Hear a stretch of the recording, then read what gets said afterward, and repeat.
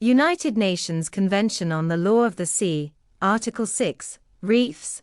In the case of islands situated on atolls, or of islands having fringing reefs, the baseline for measuring the breadth of the territorial sea is the seaward low water line of the reef, as shown by the appropriate symbol on charts officially recognized by the coastal state.